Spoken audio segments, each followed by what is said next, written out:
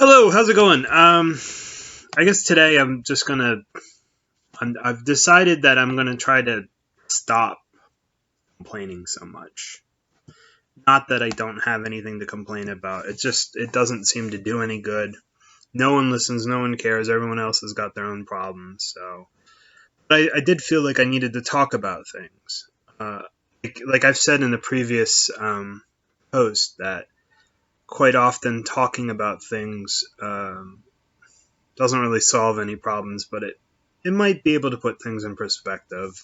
It might be able to uh,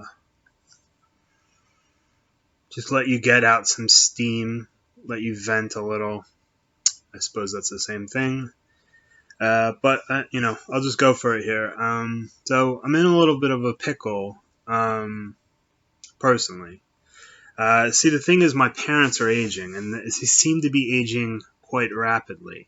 And by that, I mean, well, I'll just go through the list, see how bad this can sound or look. So, my mom has been in the hospital for since around just after Thanksgiving. So, it's been a little over 3 months. I don't think she's getting any better. I spent the afternoon with her yesterday, and she's just not making any progress. Um, so she had a stroke.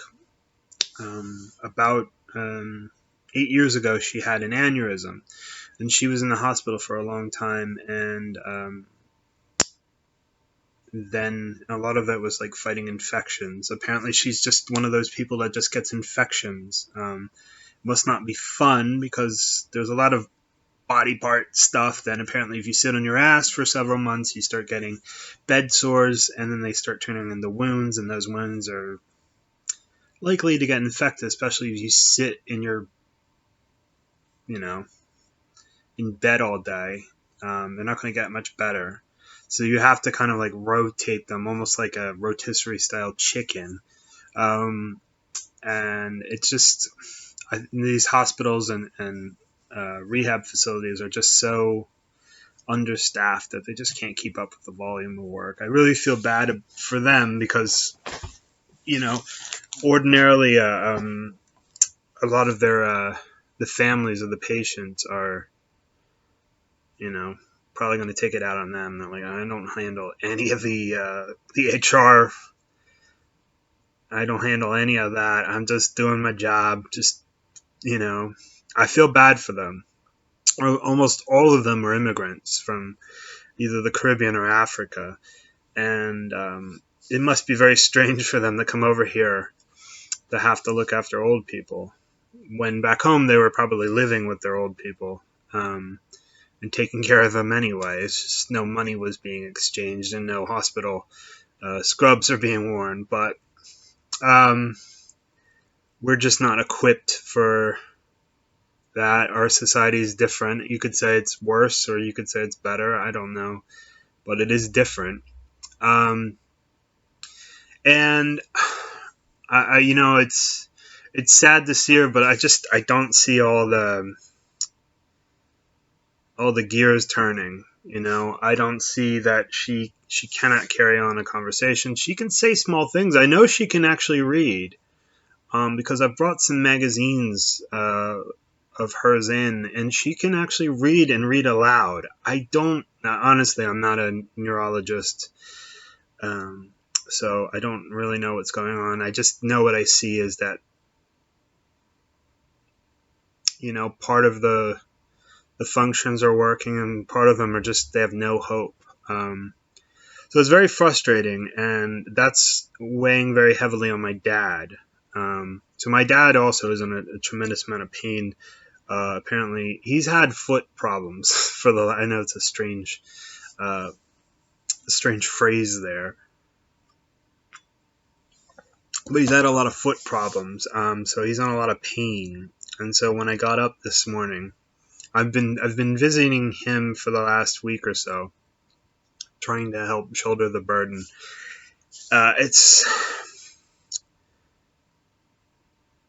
It's very strange for me because suddenly I'm sort of thrust in this world where the specter of death is all around me. I mean, it's on the TV because all they ever talk about is Russia and Ukraine. So I can't really. I've got enough heavy stuff in my life. I don't need to be dealing with that. I'll just check in on it, see, get the updates, but I can't really contribute to it, and it's just depressing. Or people, and I've seen people get mad or upset, and there's not much you can do about it as just a regular civilian living thousands of miles away. It's not really our fight, but I guess I do like the sentiment that we can help people, particularly people who can't help themselves, like the old and children from the Ukraine. That sounds like probably a good thing to be doing.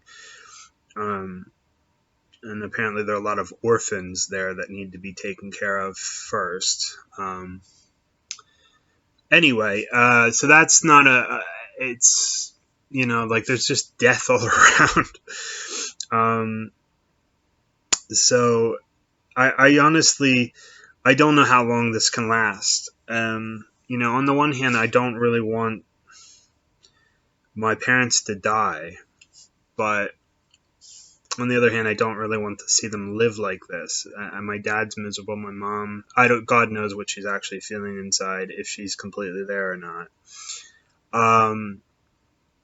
It's depressing to me to watch my parents both sort of fade at the same time. On the other hand, I purposely angled this camera at a very precise angle so you don't see the mess around here. I don't know what I can throw away and what I can't. There's when my grandmother died a few years back, my dad went over there and cleaned up after her, and he never threw anything away. And she never threw anything away. So we have two families worth of nonsense lying around here. It's funny how my grandmother grew up in the time of the Depression, so they didn't throw anything away. Even if, I mean, it's just like there's a whole generation of hoarders. My other grandmother was not so bad. My grandfather was. But it seems like if and when my parents go, this is going to take forever to clean up.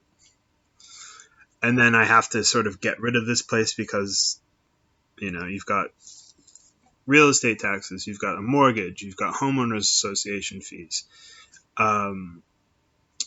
There's a lot to deal with, and I don't have a job. So I'm trying to get rid of stuff now to save myself a little bit of time and energy. And plus, I'd have to clean this stuff up after my parents had croaked.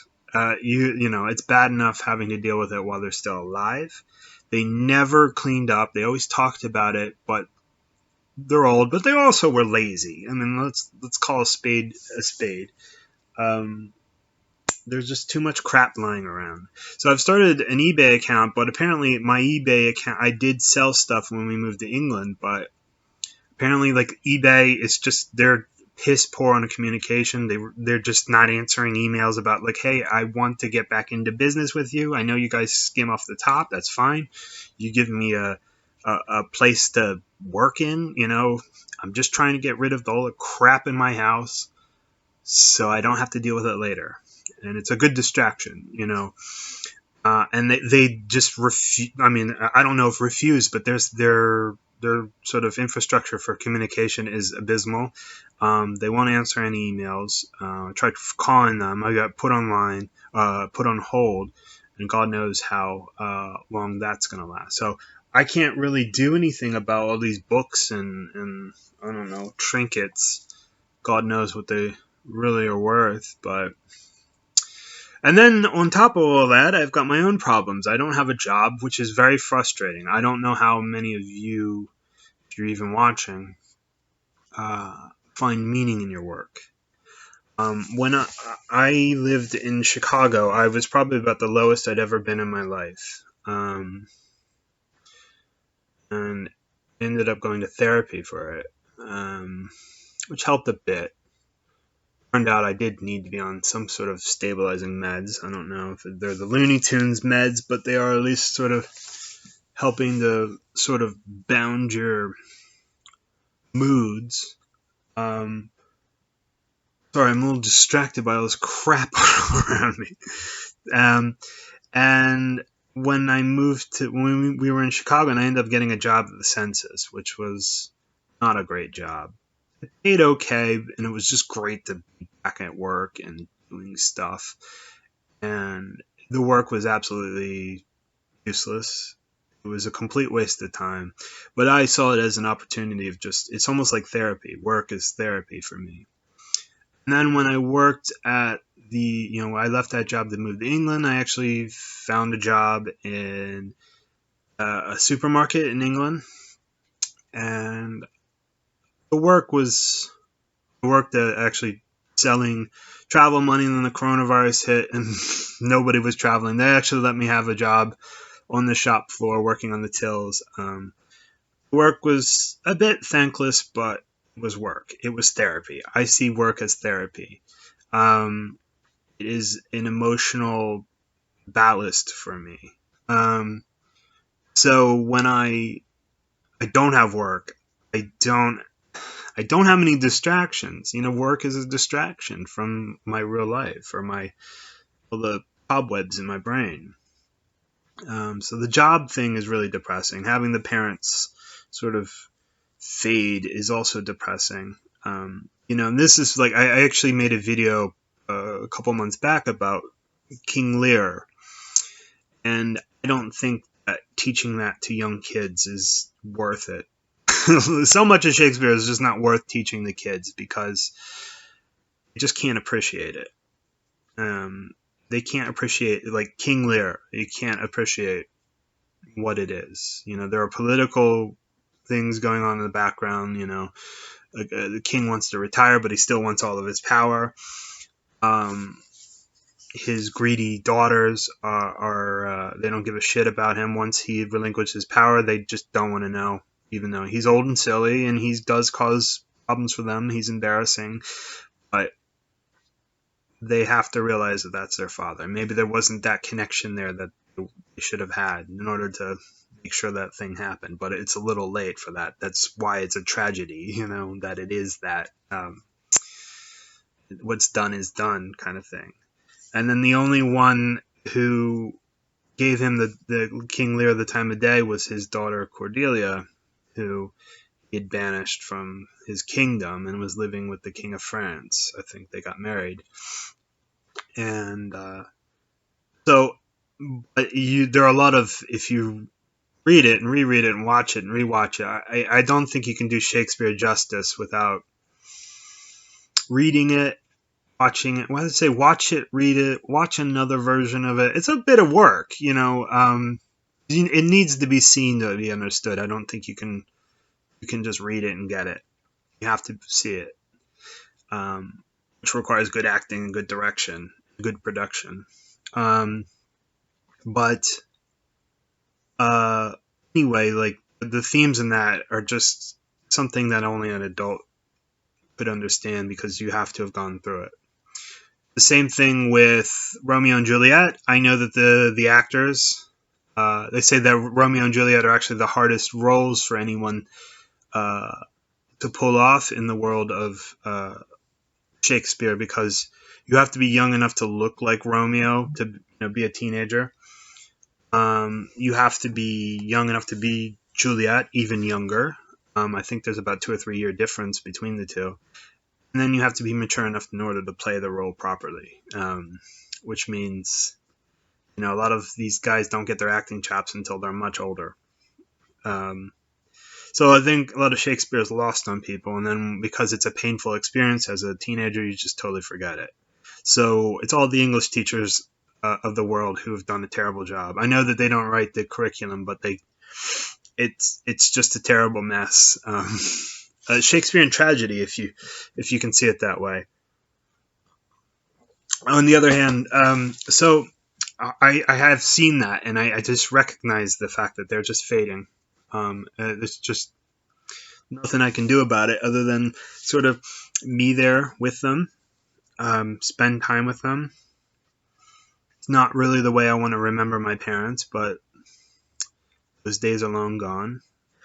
I actually didn't get teary, but I got really nostalgic, really sentimental. I thought that talking to my mom wasn't enough. I tried reading stuff from her magazine. She wasn't really, I don't know, I didn't see the wheels turning in her head. So I thought, you know what I'll do? I'll bring a box of photographs and show them to her. And some of these, most of them are sort of around the time of my whole life. And it's sort of, that's why it touched me a bit, because this is just old sleep. It's not tears, but I guess technically they are dried tears. But um, so I saw pictures of them. They'd met in Germany. Both my parents are American, but they were both in the army, and they were stationed in Bavaria. So Bavaria is sort of a sort of family touchstone. I've been to Bavaria. I lived in Germany myself, but I did not live in Bavaria. So looking at that, I understood. I actually have been to the places that they where they met and they lived, and they had sort of like, traveled around, and then I saw like wedding photos. They had a very small wedding when they got back from Germany, and I saw baby pictures of myself. I saw myself traveling with them, mostly down to like Ocean City or to see my grandparents after my grandparents moved from Pennsylvania down to Florida. A lot of pictures of myself, and it was very strange to see all that. Some of these pictures I don't think I've ever seen before, or maybe I hadn't seen in so long that they just stopped registering with me. So it was very, that my life in pictures kind of flashed before my own eyes. And I started looking, and I looked at my mom, and she did recognize me. She didn't say that's you in the picture. She said my name. Or she said, that's my father's name, not that's your father or that's my husband. She only knew names, not like that's me. She said that's Nancy, which was just very, very strange. It's very Ricky Henderson-like, just, okay, whatever. As long as you know who it is. And I said, who's Nancy? And she said, I'm Nancy. Well, okay. It's a little removed, but at least she knows that that's her in a roundabout sense. But she didn't. Usually when you look at pictures, there's a story behind it. So every, the saying goes, every picture tells a story, or a picture is worth 1,000 words. There wasn't much there. She just like, seeing like old animals, her mother, who's been dead for about 15 years or so. So it just kind of made me reflect on my life, because I'm, pushing 40 now. And I've just sort of sputtered for the last few years for various reasons, and the world doesn't look like it's getting any better. It's not a very good time to be alive, especially if you're on the outskirts of society. Nobody wants you, nobody needs you, nobody even cares about you. Most people don't know you exist. So, you kind of like internally reflect. I think, as bad as that is, she's like, oh, and I was thinking about it. It's like, you know what? I do have, most of this stuff is not imagined. It's more of catastrophization. And when, things are going really badly, you don't really see the way out of it. And especially if they get progressively worse, you don't see your way out of it. And it just feels so hopeless. And then you see your parents, for lack of a better term, dying. They're not technically dying, but they're fading. And they're not going to be here. I'd be surprised if both of them were here at the end of the year. And that's just reality. At least intellectually understand that. I don't know if I'm emotionally ready for that, but we'll see. Just as my dad did to me when I was a kid, just drop me in the pool and see if I could swim. As a kid, you think, what the hell are you doing to me? And like, of course, dad will jump in, but you don't know that. And, right now I'm not at home. So I'm in this, there's giant piles of crap everywhere, and it's not very fun. And so I'm in Arlington, Virginia, and it's a very suburban place, and there's nowhere really to go except walk by other houses. There's not much of a woods to walk around in. There's not much. I mean, the only place you can go is like go to the supermarket, and I don't really have a ton of money, so I suppose I should get a haircut, don't you think? Um, and my dad just eats carbs, so I'm getting sort of a little bit fatter. No wonder your foot fucking hurts. You eat too much crap. You put on about 50 pounds in the last 20 years. Like you need to stop eating, he eats like mayonnaise sandwiches. This is what my mom used to call West Virginia food, where it's just like redneck food. They actually grow decent food, and he's from West Virginia. They actually grow decent food there, but just they're so used to eating shit out of a can because that's the mentality of the 40s and 50s and 60s is that why do we need real food? We could just, maybe it was that sort of bunker mentality because you thought the Soviets were going to drop a bomb, so you just had those canned food like we do right over there. I don't understand it. Anyway, so it's not a very fun time in my life. I'm not at home. I'm not in the element that I've sort of designed myself. This just sort of happened here. It's just piles of crap I don't know if I can get rid of. I want to be productive just so I don't have to deal with this crap later. But, and I miss my wife. And I miss, you realize like, oh, I chose this person for a reason. No. You're kind of stuck with your parents, but you chose your wife. And I miss the animals, My wife sends me pictures of animals, of, the cats and the dog, and, it's probably the worst time in my life right now. And there's no end in it. And the thing is, like, and I guess there's a larger problem that I have with the coronavirus, that I did not, I was about to say I didn't mind everything being locked down, but I was willing to accept, or just put up with, locking things down, putting on restrictions on stuff. If you had a goal in mind, if you had, okay, these are the conditions for opening things up. Most places didn't do that. They just were locking things down, or were just restricting things so heavily that. And you think, when are you going to do this? Shut up, you fucking Nazi. Like, that's the thing, is that they had complete control over every, let's just say, public forum. You weren't allowed to talk about this stuff, or you'd get shouted down. And so that was very difficult for me, because, like, I need to have plans. I need to have something to look forward to. Otherwise, I start sputtering and I just crash. I need to have a roadmap. I need to have plans. Even if they change in the middle of things, I need to have a place I'm going. And as it is right now, I have no roadmap. Mostly because the world is so chaotic. Anybody who says that the president or Congress or any world leader has anything under control, knows what they're doing, is probably a lying sack of shit or just completely ignorant. We have no idea what we're doing, and it's very depressing for people who have no situation at all, who are not really fully integrated in society that they were born and raised in, and told that they're not allowed, to complain is to be wrong. Now I know I'm sort of taking a left turn here, but it's very frustrating because you're just you feel like I've been told no by so many jobs at this point, and I do have a pretty good education.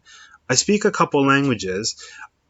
I'm pretty good at like statistics and economics, yet so many places, they don't want me. It's so frustrating. So, and the thing is, like, this is, time's ticking. Like, we're getting older. I want my family of my own, and I don't want to be an old fart like my parents who can't take care of themselves. I'd rather just kill me. So, like I say, things are not looking good. But I am an 11th hour kind of guy. So the worst things get, somehow I find a way through. But it doesn't look like this is going to happen anytime soon. So just a little personal vent. I don't have a lot of time for people who